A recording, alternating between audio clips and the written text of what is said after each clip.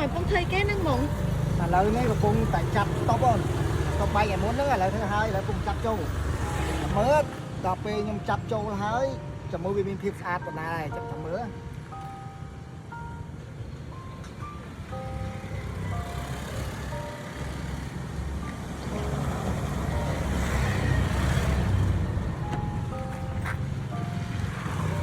ហុកសិនអូន